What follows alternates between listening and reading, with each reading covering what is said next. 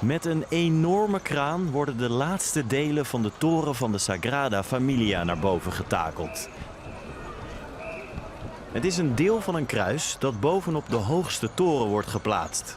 Het gebouw is nu 172 meter hoog en is daarmee de hoogste kerk ter wereld.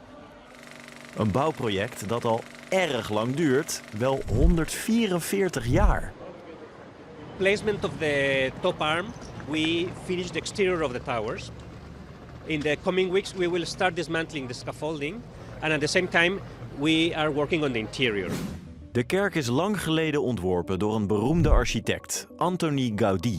De naam Sagrada Familia betekent heilige familie. Daarmee bedoelen ze Jezus en zijn ouders Maria en Jozef. In 1882 werd begonnen met de bouw van de kerk. En sindsdien is er bijna altijd aan gewerkt. Zelfs nu de laatste toren erop staat, is de kerk nog niet klaar. Vooral aan de binnenkant moet nog gewerkt worden. Maar ondertussen komen er ieder jaar al miljoenen bezoekers naartoe. Algo maravilloso, espectacular, sí. Aconsejo a todos los turistas y a toda la gente que venga a conocerlo. It is so beautiful, it takes your breath away. Je la connais depuis tout petit. Je l'ai toujours vue en travaux et la voir presque finie, découvrir la tour de Jésus-Christ, c'est incroyable. De verwachting is dat de kerk over een paar jaar, in 2030, eindelijk echt helemaal af zal zijn.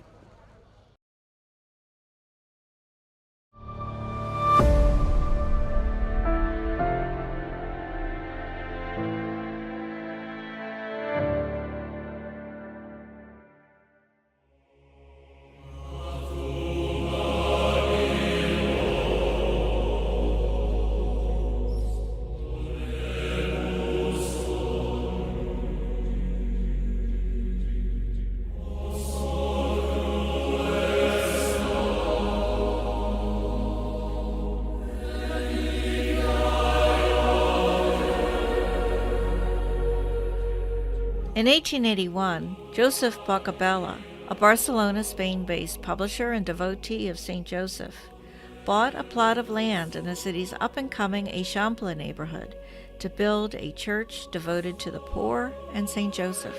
By 1883, a young Antoni Gaudí, already becoming famous for his architectural marvels, became the architect of the Temple of the Sagrada Familia. The design of the church is the embodiment of what Gaudí envisioned, with changes as required using modern construction techniques and materials.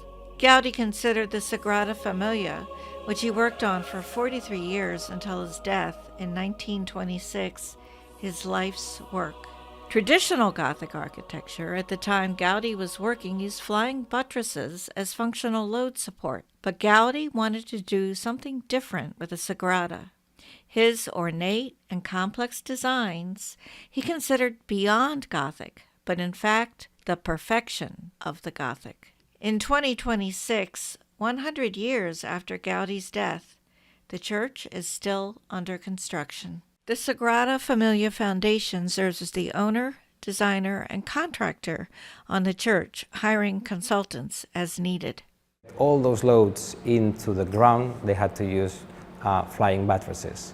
And this is something that Gaudí learned from that, but he went, let's say, beyond that system. So to provide really light in the inside, he used inclined columns, which actually they could transfer loads directly to the ground, so getting rid of these buttresses. So this allows to provide much more light in the inside through windows.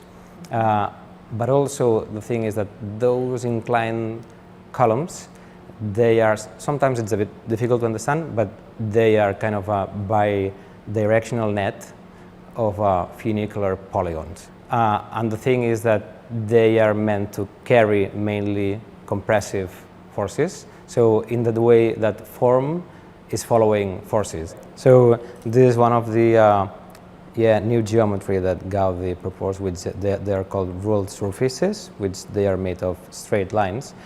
So by changing the endpoints of the surface, the curvature of the surface changes as well. And in this case is a hyperbolic paraboloids, whereas another, let's say, geometry of the same family. This is a hyperboloid, which actually you can see that there are two circles connected by strings, but if we shift one of the circles, we start to have a curvature, but the strings, they are still straight lines. So meaning that we can change the curvature, and also because they have straight lines, you can lay reinforcement if needed.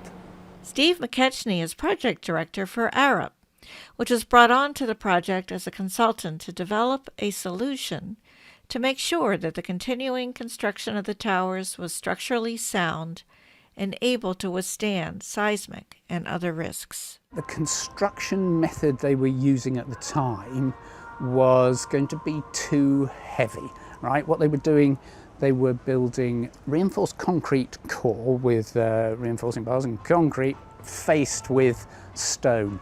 So this ended up very thick. They were using the concrete as the structure and the stone, because it has to be a stone building, doesn't it? The total weight of the tower was going to be too much for the columns, which Gaudi built in his first project on the site in 1843, because the Tower of Mary is directly supported by the columns in the crypt, and the load was going to be too much for those columns. They couldn't do anything to strengthen them. So they were looking at ways to make the tower lighter. They imagined perhaps using a steel diagrid. Stone masonry is a construction form that has been used for thousands of years with good reason, because it is actually strong. And the tricky thing is that it needs dead load, it needs compression between the stones to make the whole thing work and to be strong. By using pre-stressing, we can put that force between the stones so that they can carry moment and they can carry shear, and they become like a structural material that we're used to using these days. So applying that to this, I think, was innovative. Is it totally unique? No. Is the thought of making a system which is assembled off site and comes to site and fitted together on site and fits together well, is that unique? Probably not, but it's relatively unusual. It takes quite a lot of care in the planning and the design of the pieces and the planning of the procurement, and it takes a collaborative approach throughout the whole supply chain. And because Sagrada Familia are sort of vertically integrated in that way, they're in control of everything, it enables that holistic thinking. Mauricio Cortez is one of the architects of the central tower of Jesus Christ, the highest point of the church, which will be topped with a 17-meter tall cross. So each module of the cross comes as complete and prefabricated as possible, also in terms of weight. So this lower arm came, each one of the pillars, in a separate truck and was pre-assembled here. Up next will be the glass frames and the glass itself, and as much as we can build on the interior, and then we lift it up.